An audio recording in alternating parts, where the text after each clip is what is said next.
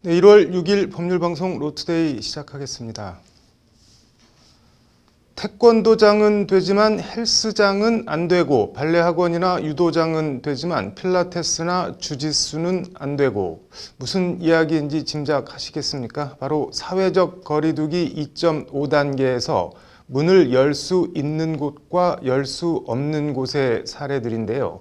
영업을 금지당한 업주들은 도대체 이게 무슨 기준이냐며 강하게 반발하고 있는데, 정세균 총리가 오늘 현장에서 받아들여지지 못하면 보완해야 한다는 입장을 밝혔습니다.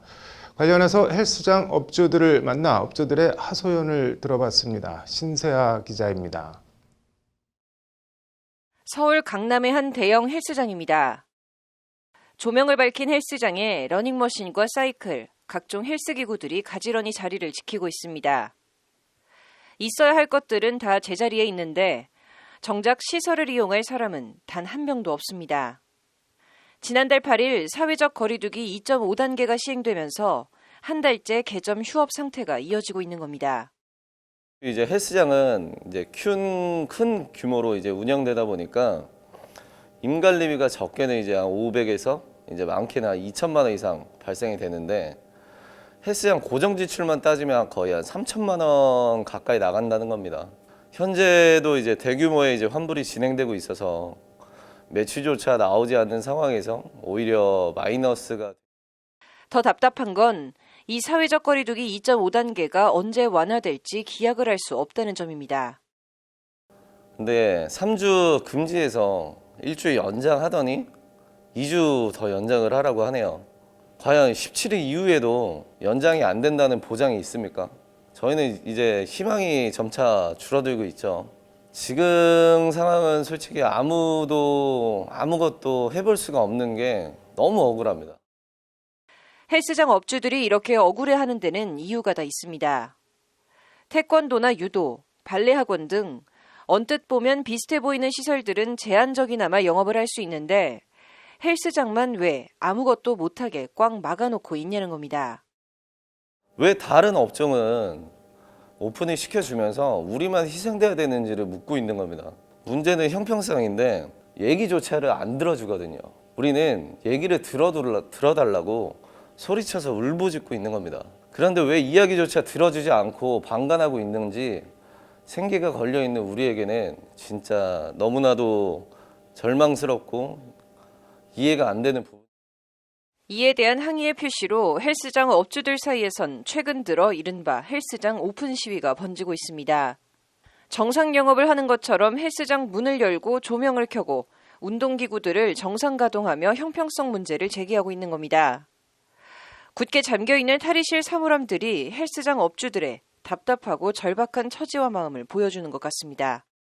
실질적으로 영업은 하지 않고 저희 영업시간 내에 계속 불을 켜놓고 있는 행위로 저희가 저희 목소리를 좀 내고자 문을 열어놨습니다. 저희도 더 이상 가만히 있을 수 없고, 그래서 어떤 행동을 보여주자, 이런 의미에서. 정부 지원금 가지고는 임대료는커녕 직원들 월급 주기도 벅차 당장 생계를 위해 대리운전과 배달 아르바이트까지 나섰다는 게 정태영 관장의 하소연입니다.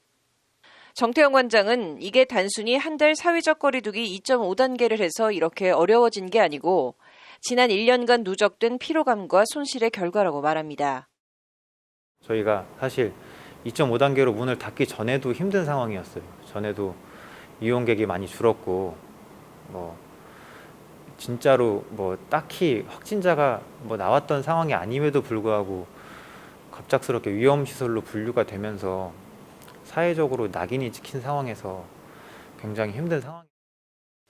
이처럼 절박한 상황에 처한 헬스장 업주들은 SNS에 헬스장 사진을 올리며 영업 정상화를 위한 릴레이 오픈 시위를 서로 독려하고 있습니다.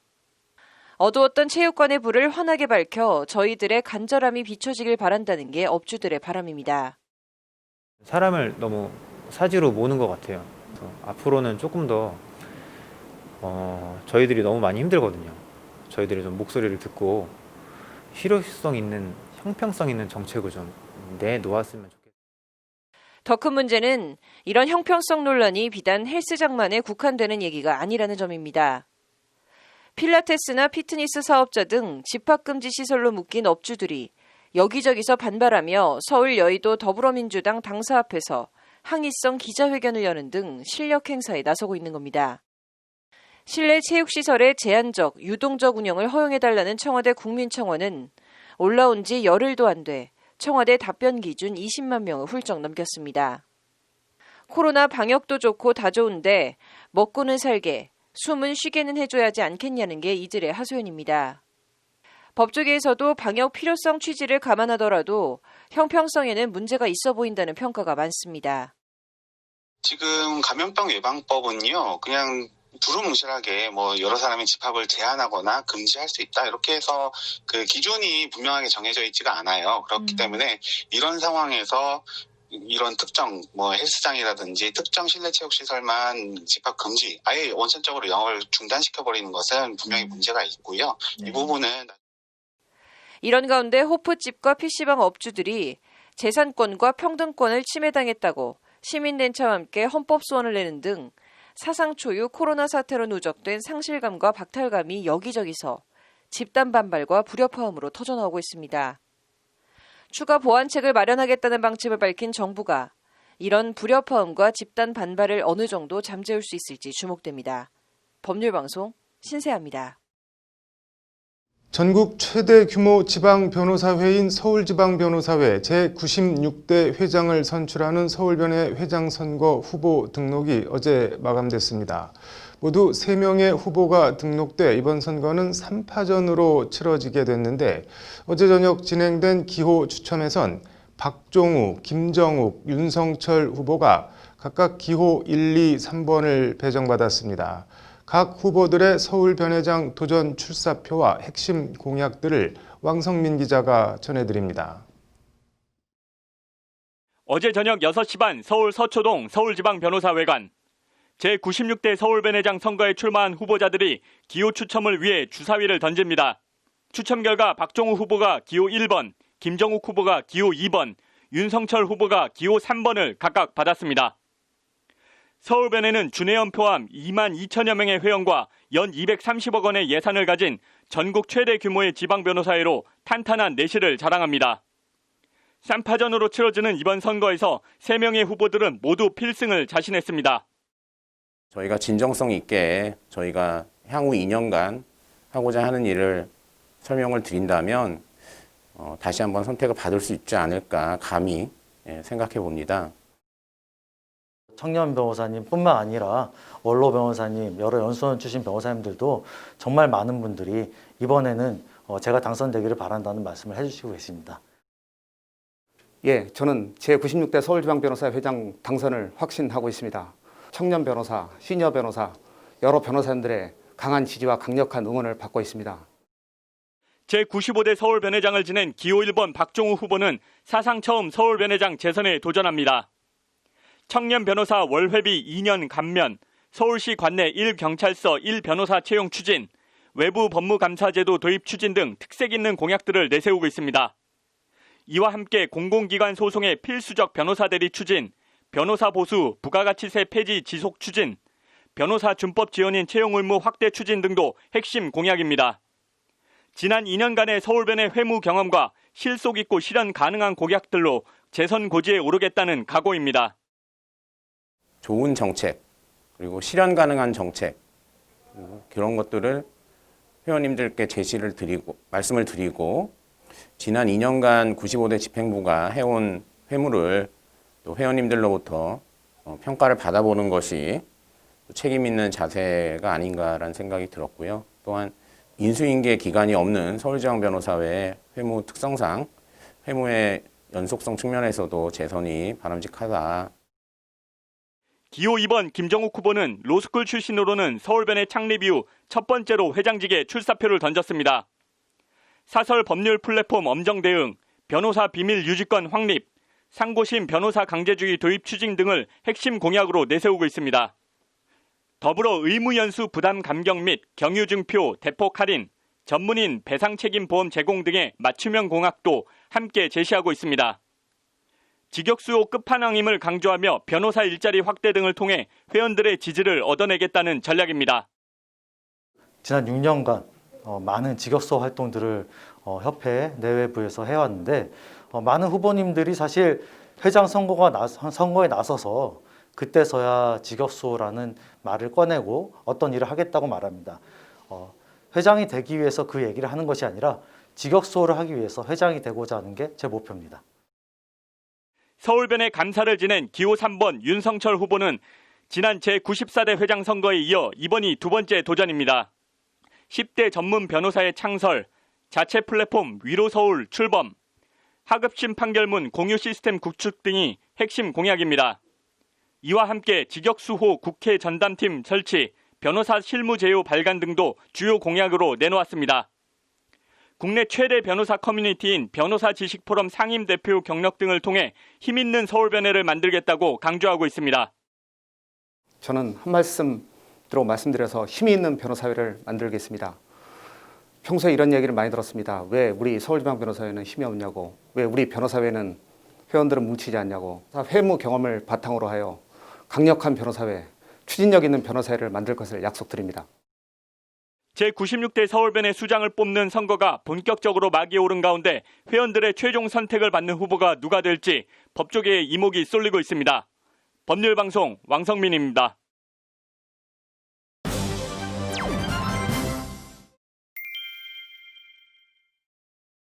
네, 버스에서 레깅스를 입은 여성의 뒷모습을 몰래 촬영했습니다. 성폭력 처벌법 위반일까요? 아닐까요? 장한지 기자와 얘기 나눠보겠습니다. 장 기자, 일단 사건 내용부터 볼까요? 네, 사건 자체는 어떻게 보면 단순합니다. 네. 버스 안에서 한 남성이 네. 레깅스를 입고 있는 한 젊은 여성의 엉덩이 부분이 포함된 하반신을 8초가량 몰래 촬영한 겁니다. 네. 성폭력 범죄의 처벌 등에 관한 특례법 제14조 1항은 성적 욕망 또는 수치심을 유발할 수 있는 사람의 신체를 촬영 대상자의 의사에 반해 촬영한 자를 처벌하도록 하고 있습니다. 네. 1심 재판부는 성폭력 처벌법 위반을 이제 유죄로 판단해서 네. 벌금 70만 원과 24시간의 성폭력 치료 프로그램 이수를 명령했습니다. 네. 이게 2심에서 무죄로 뒤집어진 거죠? 네, 그렇습니다. 2심 재판부는 네. 몰카 촬영을 당한 피해자가 입고 있던 레깅스는 여성들이 즐겨 입는 평상복이다. 평상복 차림의 여성을 무조건 성적 욕망이나 성적 수치심을 유발하는 대상이라고 볼 수 없다. 따라서 해당 몰카는 부적절한 행동이긴 해도 성폭력 처벌법 위반은 아니다라는 게 2심 재판부의 판단입니다. 네. 쉽게 말해서 레깅스를 입은 여성을 촬영한 게 이제 성적 욕망이나 성적 수치심을 일으키는 촬영이 아니어서 네. 성폭력 처벌법 위반으로 처벌할 수 없다는 취지의 판결입니다. 네. 버스 레깅스 대법원 판결이 오늘 나왔는데 2심 무죄를 깨고 다시 유죄 취지로 파기환송한 거죠? 네, 대법원 판결문을 보면서 말씀드리겠습니다. 네. 대법원 1부 김선수 대법관이 주심이었는데요. 네. 의정부 버스 레깅스 사건 피고인의 무죄를 선고한 원심을 깨고 사건을 의정부지법으로 돌려보냈습니다. 네. 판결 핵심 키워드는 성적 수치심입니다. 네. 갈래는 두 갈래인데요. 네. 레깅스 입은 여성의 신체를 성적 수치심이나 성적 욕망을 일으키는 촬영의 객체로 볼 수 있느냐. 네. 또 다른 하나는 이제 피해 여성이 느낀 감정을 네. 성적 수치심으로 볼 수 있느냐 하는 것입니다. 네. 이제 대법원의 판결은 오늘 이제 두 개 다 성적 수치심에 해당한다고 한 겁니다. 네. 뒤에 거부터 볼까요? 피해 여성이 느꼈던 감정에 대해서 대법원은 구체적으로 어떻게 판단한 건가요? 네, 판결문에 따르면 네. 경찰 조사에서 피해자는 기분이 더럽고 어떻게 저런 사람이 있나 왜 사나 하는 생각을 했다라고 진술했습니다. 네. 이 진술에 대해서 2심은 피해자 진술이 불쾌감이나 불안감을 넘어서 성적 수치심을 나타낸 거라고 단정하기 어렵다라고 판단했습니다. 네. 불쾌하고 불안했을지는 몰라도 네. 그게 곧 성적 수치심은 아니라는 것이 2심 판단이었는데요. 네. 대법원은 이 2심 판단이 잘못됐다고 지적한 겁니다. 네. 대법원은 성적 수치심의 의미에 대해서 먼저 피해자가 성적 자유를 침해당했을 때 느끼는 성적 수치심은 부끄럽고 창피한 감정으로만 나타나는 것이 아니라 분노, 공포, 무기력, 모욕감 등 다양한 형태로 나타날 수 있다고 지적했습니다. 네.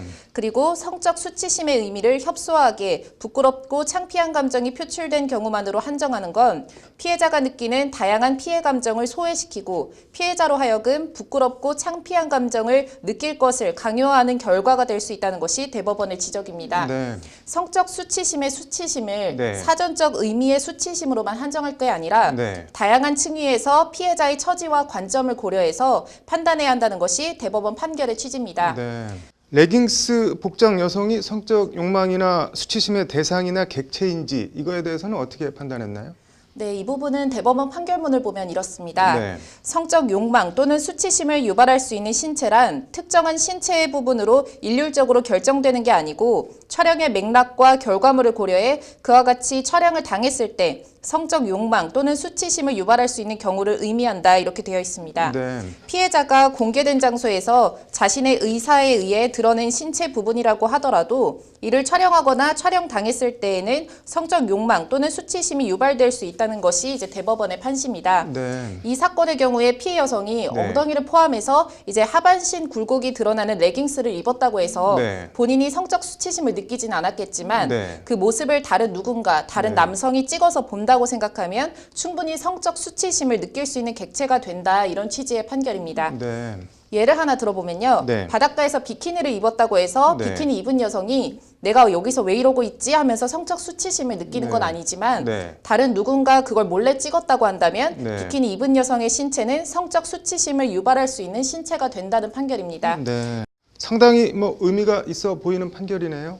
네, 이번 판결에 대해서 대법원은 네. 설명 자료를 내고 네. 이번 판결은 성적 자유를 원치 않는 성행위를 하지 않을 자유에서 자기 의사에 반해 성적 대상화가 되지 않을 자유로 확대한 최초의 판시라고 의미를 밝혔습니다. 네. 성폭력 범죄에 대해서 성인지 감수성을 강조한 대법원 판결에 이어서 네. 이제 자기 의사에 반해 성적 대상화가 되지 않을 자유를 천명한 의미 있는 판결이라고 평가받고 있습니다. 네.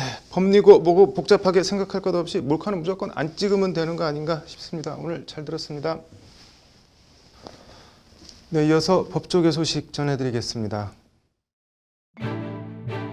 16개월 된 영아가 양부모 학대로 숨진 정인이 사건에 대해 김창룡 경찰청장이 깊은 사죄의 말씀을 드린다고 사과했습니다.